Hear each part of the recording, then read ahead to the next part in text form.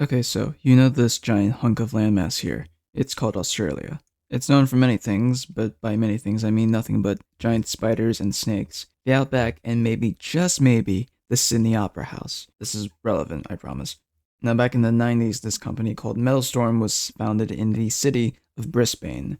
He actually meant to say Brisbane. This gun manufacturer has an interesting track record, with their most notable product being this angry metal box. Chances are, if you have doom scrolled through YouTube shorts in the past, you've probably had this show up on your feed if you ever start scrolling through gun shorts. This is the world's fastest firing weapon.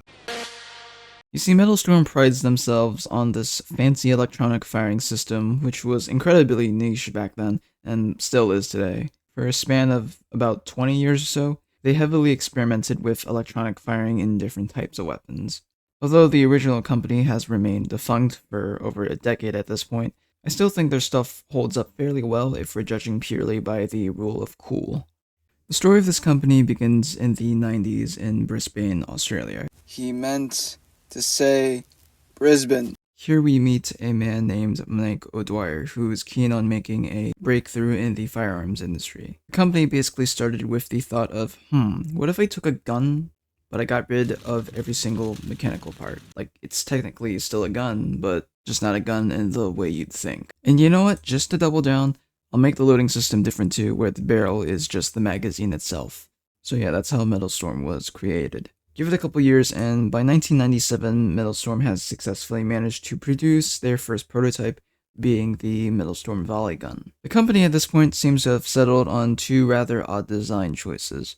The first one being to use superposed loading for all the projectiles, and making these projectiles shoot off through electronic firing. Just know that these characteristics were unique at the time, to say the least. I'd even say they're still unpopular today. The Metalstorm Volleygun, as obscure as it was for its time, managed to garner a decent amount of publicity for the company. Surprisingly, they managed to create a decent amount of progress with creating a market for their stuff. The best documentation we have of the Metalstorm Volleygun is from this segment on History Channel, which aired back in the early 2000s. They also managed to land a contract with the US government in 2003, which allowed them to produce some more funny stuff that we'll cover later. So with that big government funding that every contractor so desires, Metalstorm started to churn out more stuff. Let's see here, let's go down the list. We got a triple-barreled pistol, shotgun built off of a pistol grip, this really uncomfortable looking assault rifle, a remote controlled UGV of some kind with a lot of barrels, and some other stuff that I'll probably cover. Before diving into all of those little gadgets, I think it's about time I explain the gimmicks of these guns. Superposed loading is when bullets are stacked in a row in the barrel of a gun. This system is more seen in old flintlocks rather than modern firearms that you would see today. During a time where reloading probably had as many steps as a cooking recipe, the idea of shoving several metal balls down a barrel wasn't so far-fetched. The idea is that every single projectile within the barrel has a tiny bit of propellant behind it. The lock itself can be slid down into position behind the current projectile, so every single round can be fired off sequentially. Of course, this did have a couple issues. If you're really unlucky, and I mean really unlucky, every round in the barrel goes off at once and you lose a hand. Even back then, the people who made these definitely considered that risk, but it's not like this design was completely foolproof.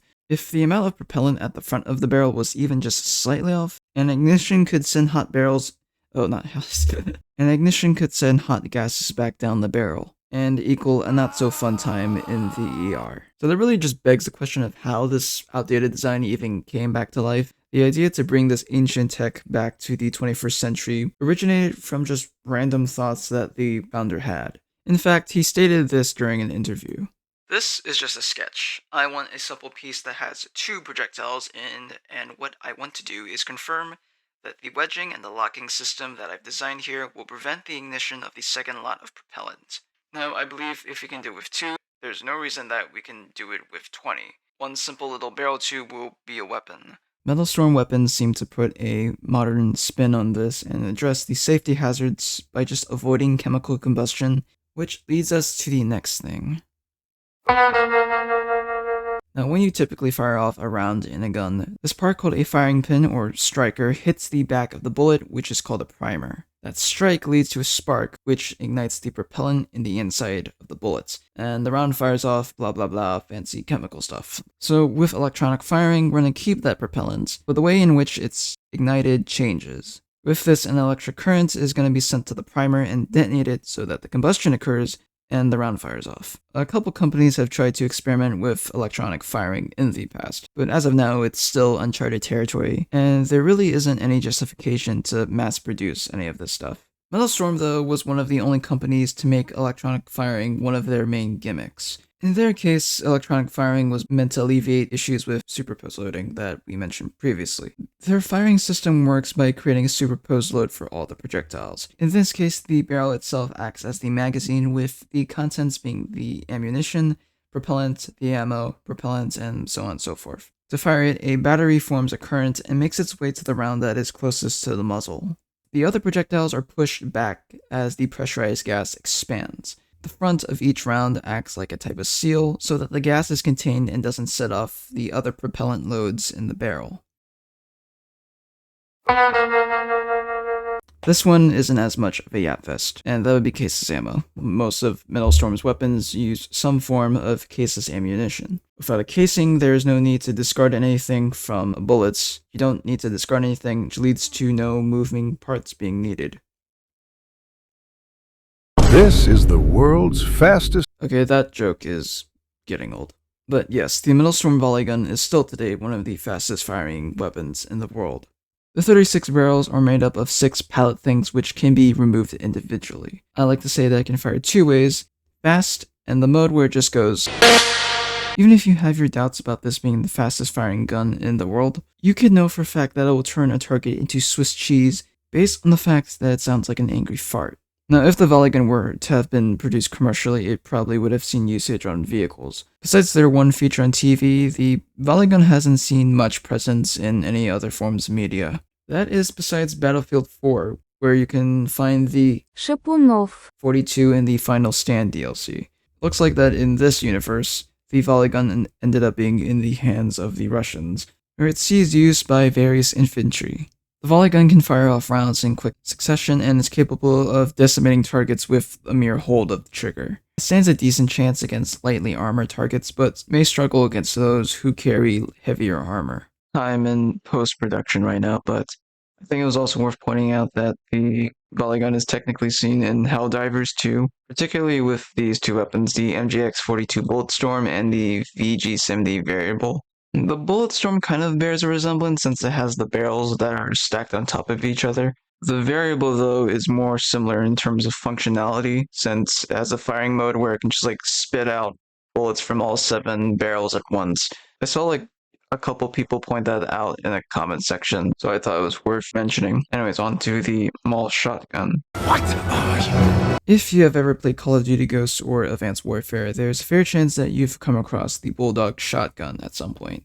At least that's what it's called in the game. In real life, this is known as the Multi-Accessory Underbarrel Launcher, or MAUL. Outside of teleporting sharks, players have forever pondered the question of how does this work? The MAUL was originally made to be a competitor to the M26 underbarrel shotgun. Although it's meant to be an underbarrel attachment, it can act also as a standalone weapon if the setup is attached to a pistol grip. COD Ghost is actually able to get both of these use cases correct. Attaching a silencer to it, though, I'm not sure about that one, Chief. If you were to hold one of these things in real life, it'd be very light, believe it or not, with a weight of around 1.8 pounds or roughly 0.82 kilograms. The lack of mechanical parts also allows it to remain light and potentially allow for one-handed firing. The MAUL was produced throughout 2013 with at least 500 units being made. However, like other Metalstorm products, it ultimately faded out since there is a much higher demand for the M26 instead. I can't say that that's a popular choice in video games either. Call of Duty Ghosts and Advanced Warfare are really the only depictions of the MAUL that I've seen to date. Now, one thing I've noticed is that a lot of people seem to nitpick the little pat that the operator gives on the gun's barrel. Personally, I wouldn't do it, but the gun isn't gonna go off. Like, a mechanical part isn't gonna jolt and send pellets into your fingers. It's electronically fired, man. Other than that, it's a pretty neat addition. If you have looked at any sci-fi media throughout the 2000s, you've probably come across the XM29 in some shape or form. When it first came out as a prototype, everyone was convinced that it'd be the next big deal. It would be the next standard issue weapon. It was essentially a sci-fi nerd's dream come true. Although that didn't happen. All that hype only for it to never enter service. But around the same time, the XM29 had a distant relative we like to call the AICW, also known as the Advanced Individual Combat Weapon. This gun is actually a bit of an outlier within the Metalstorm catalog. So those design principles of electronic firing and stacking all the bullets in a row, that doesn't actually apply here. It's meant to fire 5.56, mainly because the gun is built off of an AUG. But the first thing you probably notice is the giant tube that is housed at the center. This is meant to be a grenade launcher. The gun just did not make the cut because turns out, including an integrated grenade launcher like this, it makes the gun too damn heavy. We're talking 22 pounds here. For comparison, this thing was heavier than the XM29, which was already criticized for being too heavy. For further comparison, the Colt M4 weighs about 7.75 pounds, or 3.52 kilograms. Most of the heaviness on the AICW comes from the amount of weight that the grenade launcher packs. Other than that, the AICW hasn't gotten much attention at all. I looked on IMDb just to see how many games it is in. It's only in one game, and they don't even model it fully. They just straight up remove the grenade launcher. And if you thought we were done with grenades...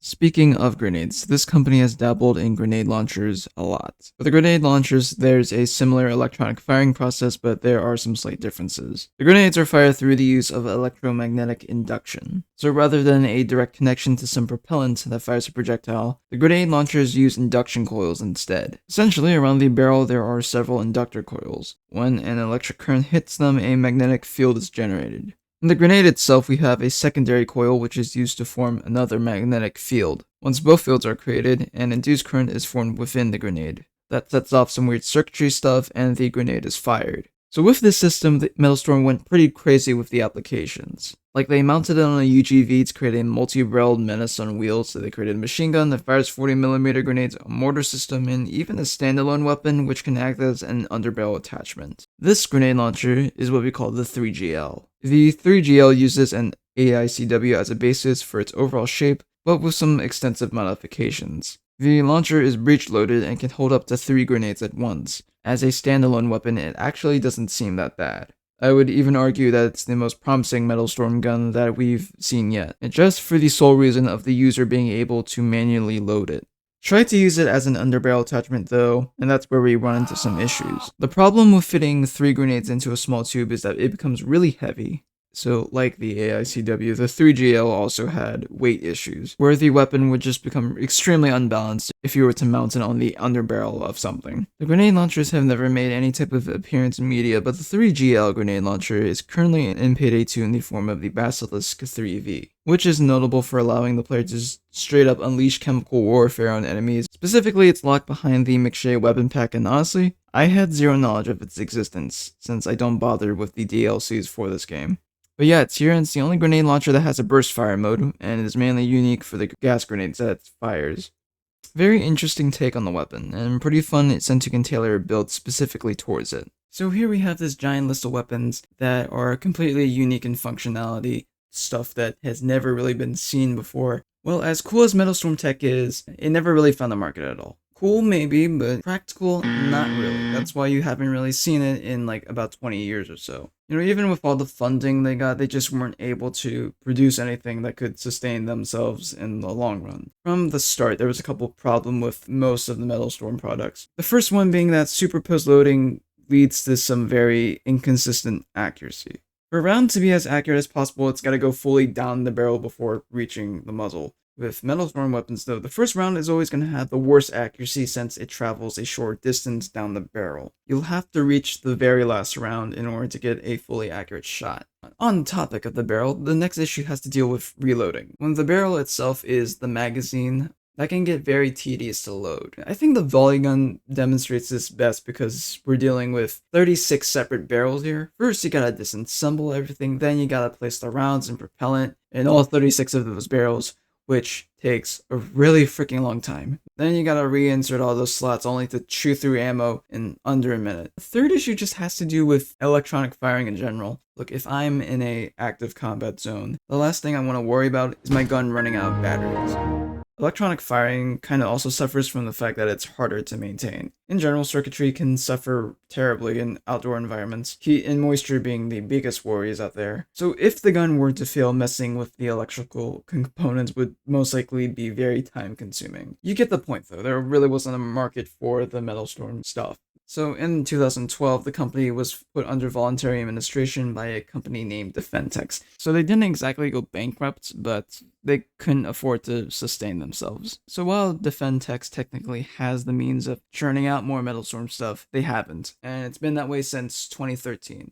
Really anticlimactic ending, I know, but the status of all the stuff is just dead at the moment. If you do ask me, I think Metalstorm did have cool ideas to bring to the table.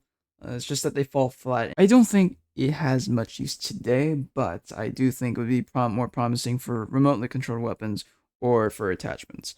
Note that this is just me talking into the void here.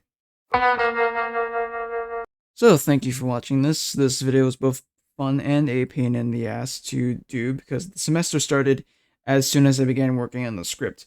5 months later though, it is summer break. I've been able to get this out hopefully. Yeah, that's all. Anyways, bye.